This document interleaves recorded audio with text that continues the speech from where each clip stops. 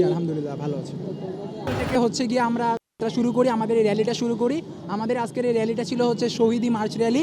এই র্যালিতে আমরা মূলত আমাদের যে সমস্ত শহীদ ভাইয়েরা এই আন্দোলনে শহীদ হয়েছে তাদের উদ্দেশ্যে তাদের স্মৃতিচারণমূলক হিসেবে আমরা এটা আমরা আজকে এই মার্চ র্যালিটা শুরু করেছি। আজকে আমরা বর্তমানে ঢাকা রেসিডেন্সিয়াল মডেল কলেজের অনেক শিক্ষার্থী এবং অনেক শিক্ষকও এসেছিলেন আমাদের সাথে।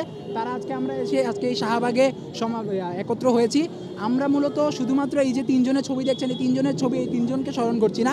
আমরা মূলত এই যে বৈষম্য বিরোধী ছাত্র আন্দোলনে যারা শহীদ হয়েছে, যারা কিনা আমাদের দেশকে স্বাধীন করার জন্য, আমাদের বাক স্বাধীনতা অর্জনের জন্য, কিংবা আমরা যে আজকে শান্তিপূর্ণভাবে এখানে বসে কথা বলতে পারছি, এই স্বাধীনতা যারা অর্জন করেছে তাদের আত্মত্যাগের জন্য আমরা আজকে এখানে বসেছি। তাদের যে ইয়াটা ছিল, দৃঢ় প্রতিজ্ঞা ছিল, তাদের যে মনোবল ছিল, যে মনোবলের কারণে আজকে আমরা স্বাধীন হয়েছি, সেই মনোবলটাকে যে আমরা এখনো ভুলে যাই নাই, তাদেরকে যে আমরা এখনো আমাদের স্মৃতিতে রেখেছি এবং তাদেরকে যে আমরা যুগের পর যুগ আমাদের স্মৃতিতে রাখবো এবং তাদের এই আত্মত্যাগকে যে আমরা সবসময় সম্মান করব, এই বিষয়টা নিশ্চিত করার জন্য আমরা আজকে শাহবাগে সমবেত হয়েছি।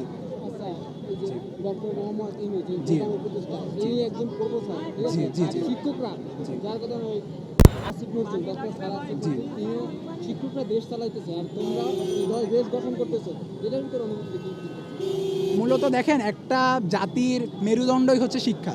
এই শিক্ষার যারা হচ্ছে গিয়া গুরু, তারা হচ্ছে শিক্ষক। তো একটা শিক্ষার্থীরা যখন রাস্তায় নেমে প্রতিবাদ করে, এরপরে যখন শিক্ষকরা আবার হচ্ছে উপর মহল থেকে আমাদের জন্য সাহায্য সহযোগিতা করে, তখন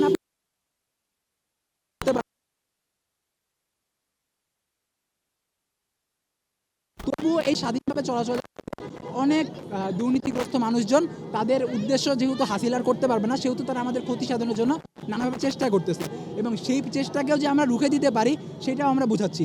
আমাদের এই যে একত্রতা, আমাদের এই যে ঐক্যবদ্ধতা, আমাদের এই ঐক্যবদ্ধতা তাদের জন্য একটা ওয়ার্নিং হিসেবে থাকতে পারে যে আমরা এত বছরের ফ্যাসিবাদী সরকারকে পতন ঘটাতে পারছি, তাই আপনারা যদি কোনো প্রকার দুর্নীতি করার চেষ্টা করেন এই স্বাধীন দেশে, আমরা আপনাদেরকেও পতন ঘটাই দিব।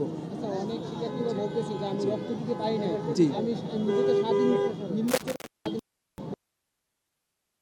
স্বাধীনতা অর্জন করছো, এখানে তোমার অনুভূতি দেখেন, একটা সবাই রক্ত দিতে না পারলেও সবার যে মানসিক একটা যে মনোবল, সেই জিনিসটা অনেক বড়। সকলে দেখেন, আমরা যখন একটা থার্ড ওয়ার্ল্ড কান্ট্রিতে বসবাস করতেছি, আমাদের এখানকার যে পিতামাতা থাকে তারা আমাদেরকে সবসময় বাইরে যেতে দিবে না। এখন এই যে আমরা শিক্ষার্থীরা যারা বাসায় থেকে ওই সময় প্রতিবাদ করার চেষ্টা করেছি, আমরা অনলাইনে বিভিন্ন প্রতিবাদ করেছি, আমাদের বিভিন্ন সোশ্যাল মিডিয়াতে এগুলোতে আপনি দেখবেন বিদেশি যে একটা সমর্থন আনার বিষয়, এই বিষয়টায় আমাদের এই যে জেনজি জেনারেশন যারা ছিলাম আমরা অনেক কাজ করেছি।